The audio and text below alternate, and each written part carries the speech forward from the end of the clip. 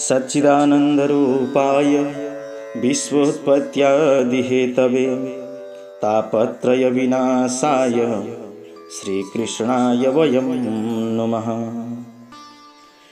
जुन भगवान सत्य स्वरूप हुनुहुन्छ अनि स्वयं प्रकाशवान हुनुहुन्छ अनि आनन्द स्वरूप, विश्वको सृष्टि गर्ने, पालन गर्ने र संहार गर्ने हुनुहुन्छ।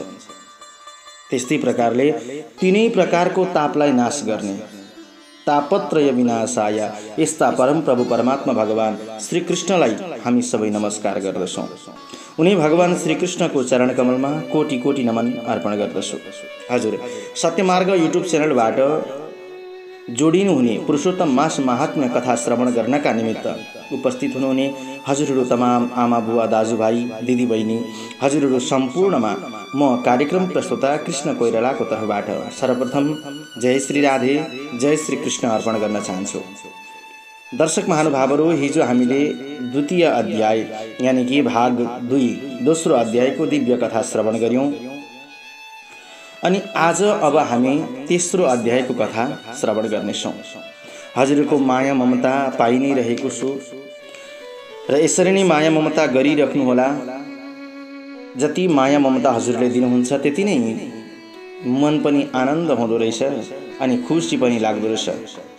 हजुरको उपस्थित राम्रै छ, सन्तोषजनक नै छ र यसरी नै आउँदा दिनहरूमा पनि अब यो 30 दिनसम्म हजुरले पूर्ण साथ दिनुहुन्छ भन्ने आशा राखेको छु। धेरै भूमिका नबादिकन आउनुहोस्, अब सिधै म हजुरलाई कथातिर प्रवेश गराउनेछु। तेस्रो अध्यायको प्रसङ्गमा ऋषिहरूले सुतजी महाराजसँग प्रश्न गर्नुहुन्छ, हे प्रभु, नारायण नर सख्या यदुवाच शुभम वचः नारदाय महाभाग तन्नो वद सविस्तरम। हे प्रभु, नरका मित्र नारायणले नारदलाई जुन कल्याणकारी वचन भन्नुभयो नि, त्यो वचन हजुरले हामीलाई सुनाउनुहोस् न, हामी सुन्न चाहन्छौँ।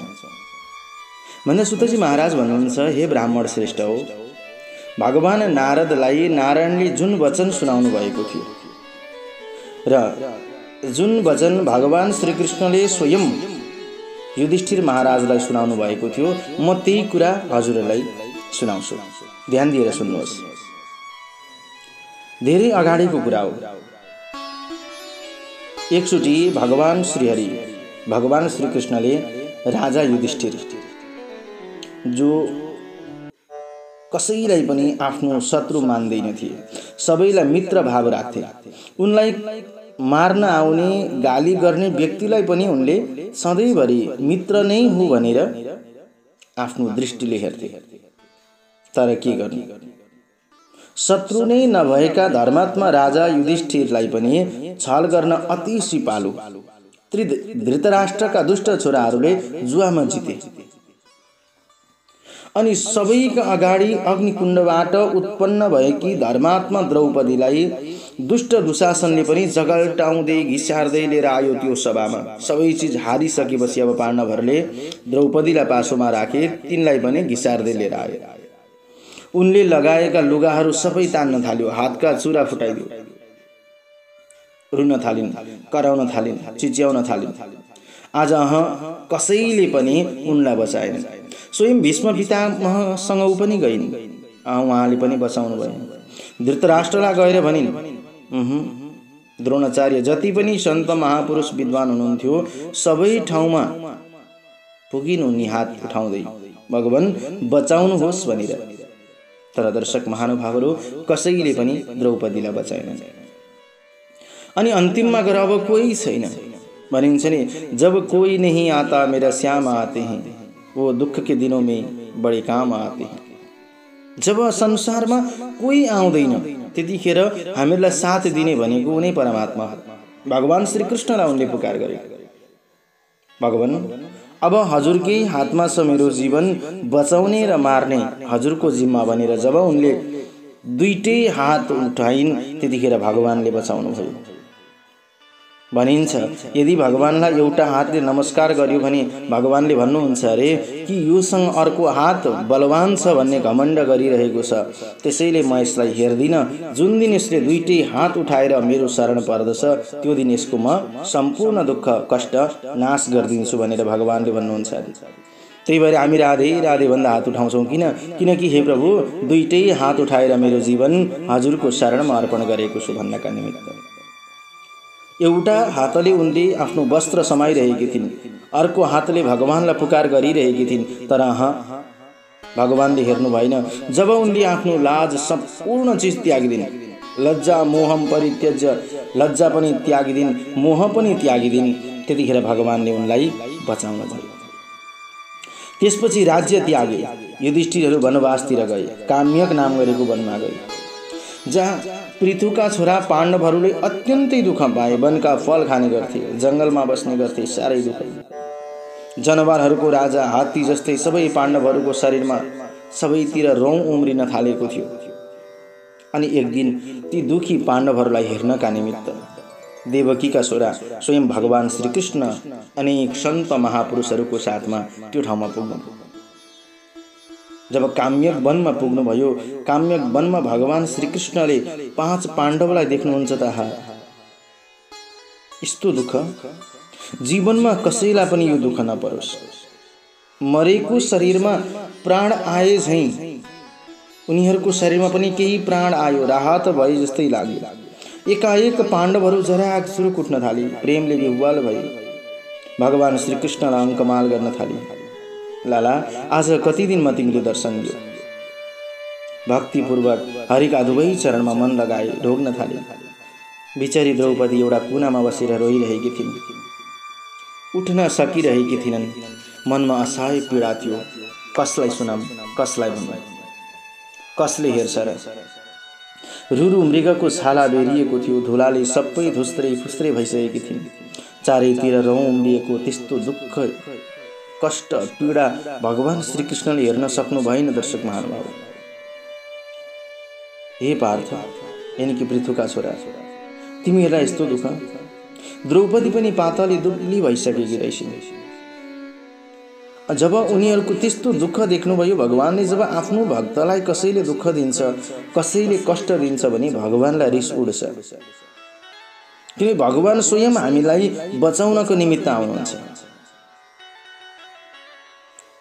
कसैलाई बाटो कुर्नुहुन्न। एकचोटि म सानो एउटा उदाहरण दिन्छु। एकचोटि अकबरले बिरबललाई भनेछन्, बिरबल तिमी आफै भन त, भगवानका त्यत्रा पार्षदहरू छन्, भगवानका गणहरू छन् र अनेक सेनाहरू पनि छन्, तर आफ्नो भक्तलाई बचाउनका निमित्त भगवान स्वयं किन आफै आउनुहुन्छ? भक्तले दुःख पाउँदाखेरि परमात्मा किन दौडेर आउनुहुन्छ? बिरबलले भने, महाराज कुनै दिन हजुरलाई म बताउनेछु, यसको सही जवाब दिनेछु, प्रतीक्षा गर्नुहोस् भनेर उनले त्यो कुरालाई राखे। समय व्यतीत हुँदै गयो। अनि एक दिन बिरबलले भनेछन्, महाराज आज यसो साँझको समयमा गर्मी पनि छ, सरोवरतिर यसो घुम्दै निस्क्यौँ न, जल क्रीडा गर्न जाउँ, यसो घुम्न भनेर लिएर गए अकबरलाई।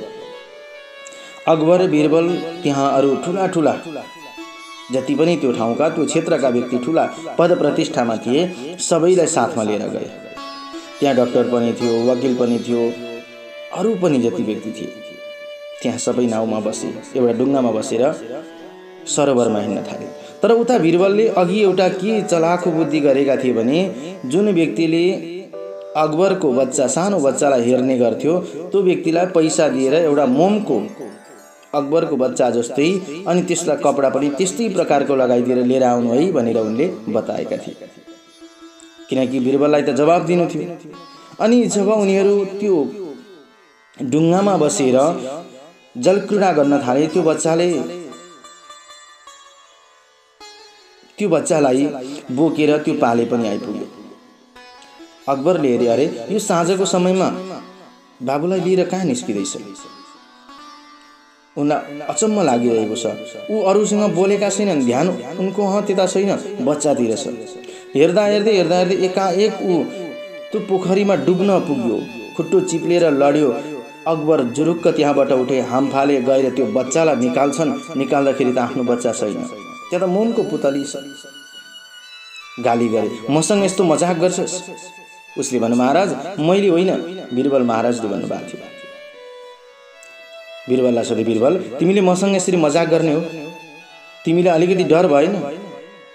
बिरबलले भने, महाराज मलाई के को डर, मलाई त हजुरको प्रश्न जुन थियो अस्ति नै त्यसको जवाब दिनु थियो। कसरी जवाब दियो, तिमीले मुखले भन्न सक्थ्यौ नि। भन्दा मुखले भनेर हुँदैन महाराज, यो त प्र्याक्टिकल गरेर देखाउनु पर्थ्यो।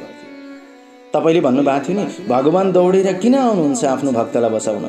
तपाईका साथमा हेर्नुहोस् त, यो क्षेत्रका जति पनि ठुला पद प्रतिष्ठित व्यक्तिहरू छन् सबै तपाईका साथमा छन्, तपाईका सैनिक छन्, साथमा म छु, तर पनि तपाईले कसैलाई नअराइकन आफै पोखरीमा किन हाम फाल्नुभयो? किनकि त्यो तपाईको बच्चा हो।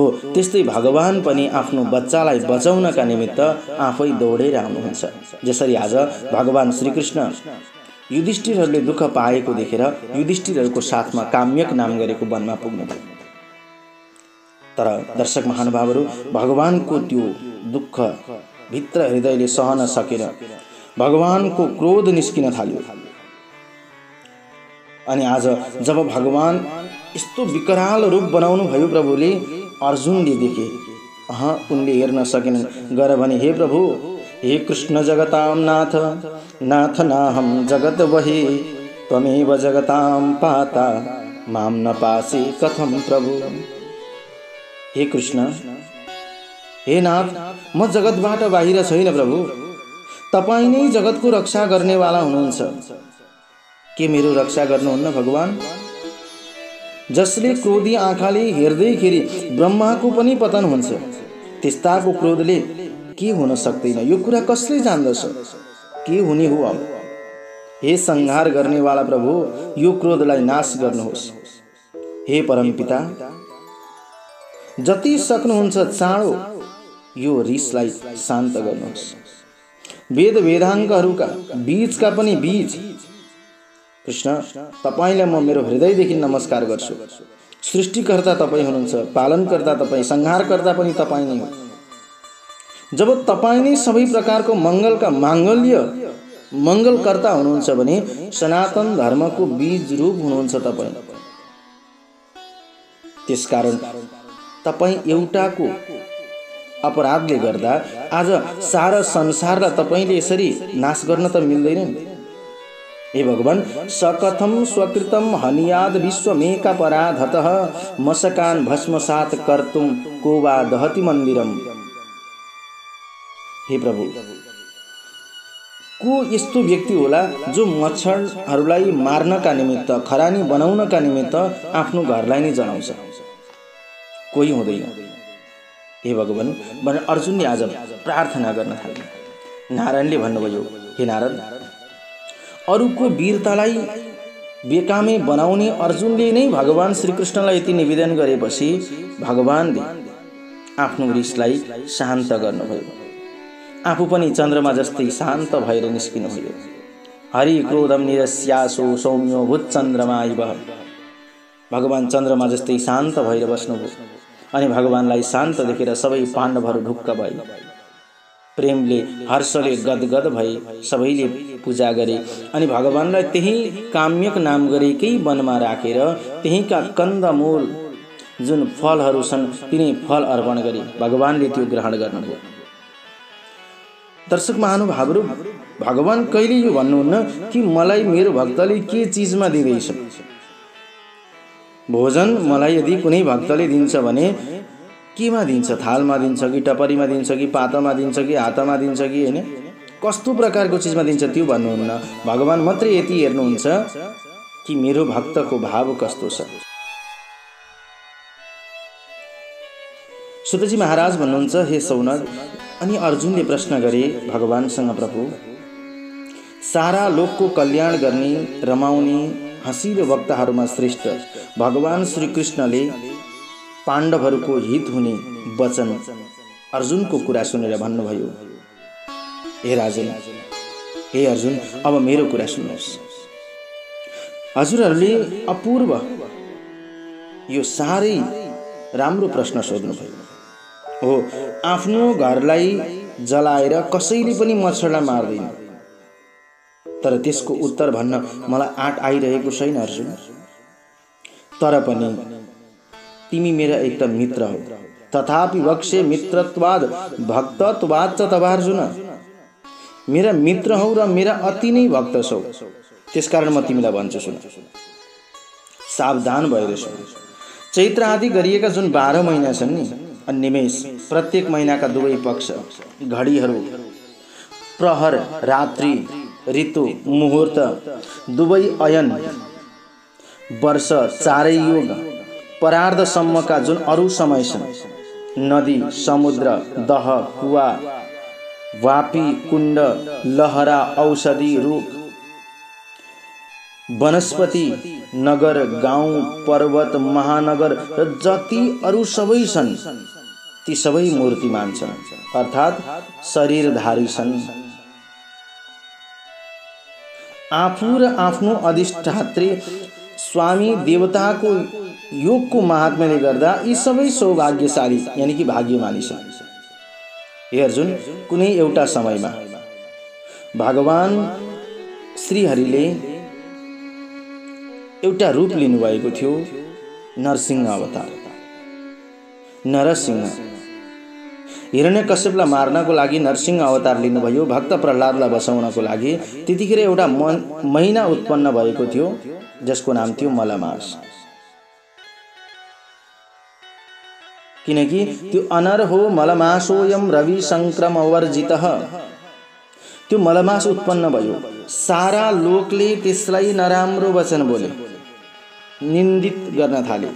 स्वामी बिनाको महिना, सूर्यको संक्रान्ति नपरेको, यो मलमास अपूज्य छ, यो मलमास हुनाले अस्पृश्य छ, यो महिनामा शुभ कर्म गर्न हुँदैन, निन्दित छ। त्यति मात्रै कहाँ हो, लोसे छ, केही गर्दैन। उसले सहन सकेन, चिन्तित भयो। त्यो मलमास महिना स्वयं भगवानले प्रकट गर्नुभएको थियो। अब के गर्ने? किम कर्तव्य विमूढात्मा नैवोपायं तु जानतः पश्चात् धैर्यं समालम्ब्य मामसौ शरणं गतः। जब उसले कुनै पनि उपाय सोच्न सकेन, हे अर्जुन, अन्योलमा पर्यो। केही उपाय ननिस्केपछि उसले निश्चय गर्यो, अब म मर्छु।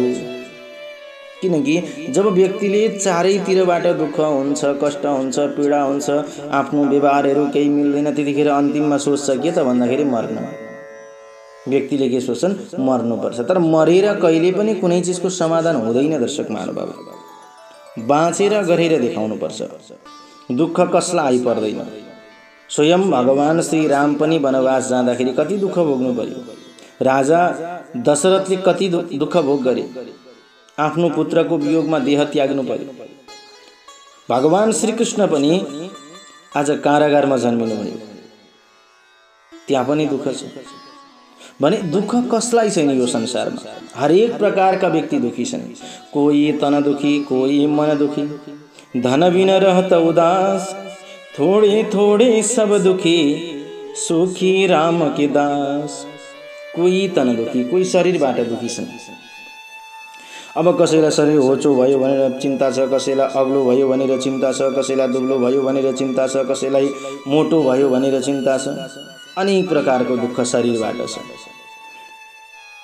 अनि कोही मन दुखी, कोही मनबाट दुखी छन्। आज यस्तो भयो, त्यस्तो भयो, यता भयो, त्यता भयो, अनेक प्रकारको चिन्ता हुन्छ। धन बिन रहत उदास, कोही धन सम्पत्ति नभएर उदास छ, कोही धेरै धन सम्पत्ति भएर कहाँ राख्ने भनेर चिन्तित छन्।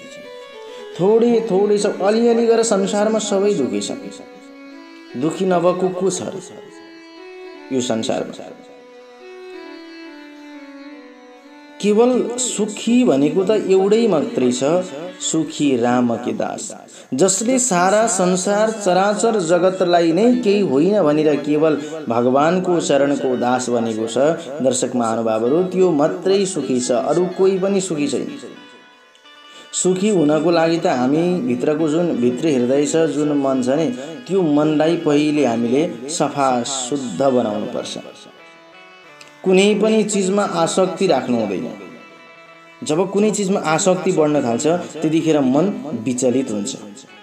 जब आसक्ति बढ्दै गयो, धन सम्पत्ति नहुने मान्छे दरिद्र हुँदैन, दरिद्र त त्यो हुन्छ को वा दरिद्रो हि विशाल तृष्ण जसको भित्र हृदयमा तृष्णा रूपी लहरो जागृत हुन्छ नि त्यो मान्छे मात्रै दरिद्र।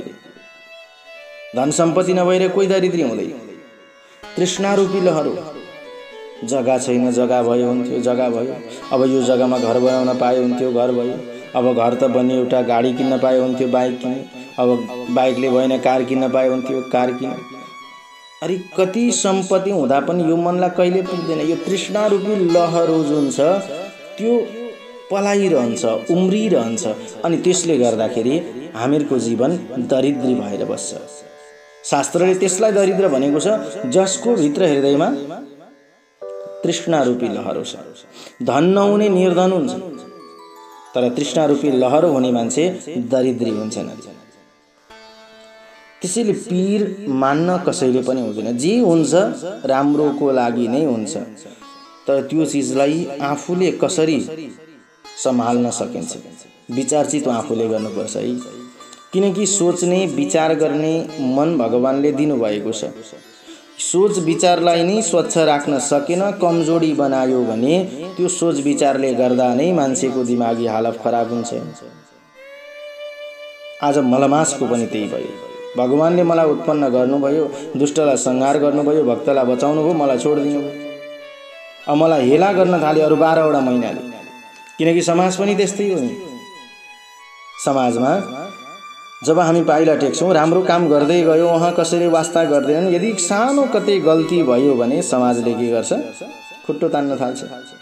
अनि खुट्टा तान्दै तान्दै तान्दै तान्दै आफूलाई पतन गराउँछन्। अनि पतन गराइसकेपछि अन्तिममा केही उपाय नचलेपछि मान्छेको मनले के सोच्छ? मृत्यु, मर्नु नै बेस हो भनेर सम्झिन्छ। तर त्यो होइन। भगवान भन्नुहुन्छ हे अर्जुन, त्यो मलमास घुम्दै फिर्दै पुगेछ कहाँ त भन्दाखेरि मेरो शरणमा। भगवान श्री कृष्ण भन्दै हुन्छ पश्चात धैर्यम समालम्ब्य मामसौ शरणम गतः। अन्तिममा गएर मेरै शरणमा पर्यो। वैकुण्ठ भवनमा जहाँ म बस्ने गर्थे त्यहाँ पुग्यो। वैकुण्ठ भवनको भित्र पुग्ने बित्तिकै देखियो मलाई अमूल्य रत्नहरू जडिएको छन्। सिंहासनमा विराजमान हुनुहुन्छ। अमूल्य रत्न रचिते हेम सिंहासने स्थितम। सुनको सिंहासनमा विराजमान रहेको मलाई देख्ने बित्तिकै उ त भुइँमा लम्पसार परेर दण्डवत प्रणाम गर्न थालेछ। तदानीं मामसौ दृष्ट्वा दण्डवत पतितो भुवि।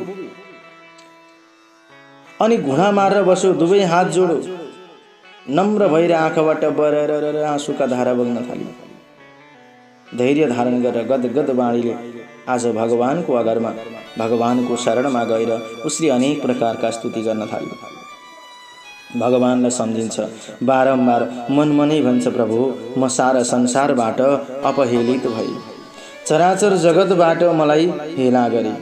भगवान मलाई यो संसारमा कसैले पनि राम्रो मानेनन् भने जीवनमा राम्रो त्यतिखेर मान्दा रहेछन् दर्शक महानुभावहरू जब आफ्नो हातमा धन दौलत हुन्छ।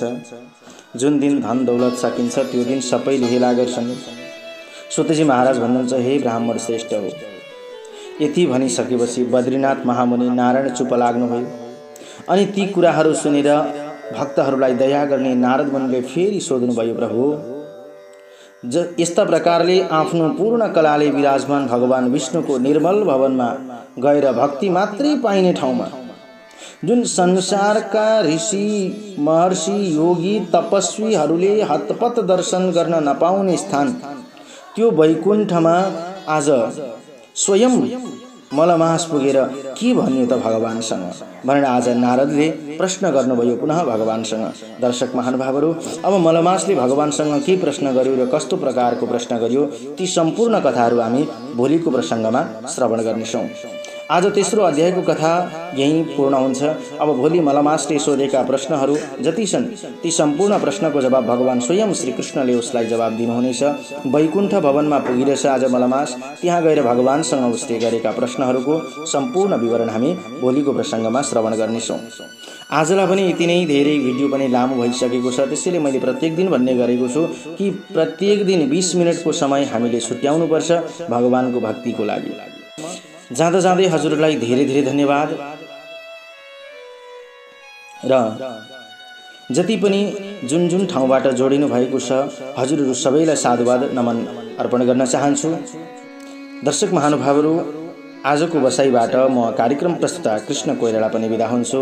हस्त सर्वे भवन्तु सुखिनः, सर्वे सन्तु निरामय, सर्वे भद्राणि पश्यन्तु, मा कश्चित् दुःख भाग भवेत्। ओम शान्ति शान्ति शान्ति। आफ्नै दर्शन, आफ्नै धर्म र आफ्नै संस्कृति, सधैँ एक कदम अगाडि सत्य मार्ग। नेपाली अनलाइन।